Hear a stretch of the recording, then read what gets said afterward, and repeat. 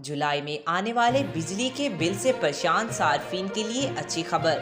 Power division हुकाम ने घरेलू सार्फिन को अच्छी खबर सुनाते हुए कहा कि इजाफे के बाद बिजली सार्फिन का बिल जून की निस्बत कम आएगा। तफसीलात के मुताबिक बिजली की बुनियादी कीमत 7 रुपये 12 पैसे फी यूनिट तक इजाफे के मामले पर पावर डिवीजन हुकाम ने वजाहत जारी कर दी।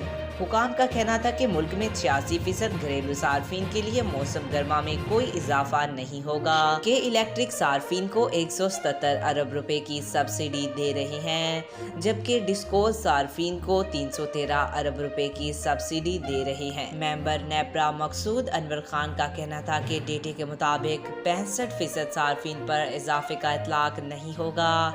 बिजली की कीमत का तयन 300 रुपए फी डॉलर के शरह पर किया गया। पावर डिवीजन ने कहा कि कैपेसिटी पेमेंट्स में गुज़िश्ता साल की निस्बत 38% फी यूनिट इजाफा हुआ है।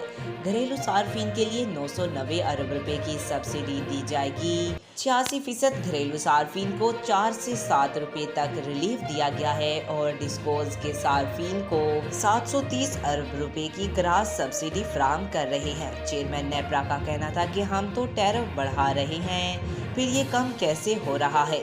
जून के महीने की एडजस्टमेंट्स जुलाई में ख़त्म हो जाएंगी।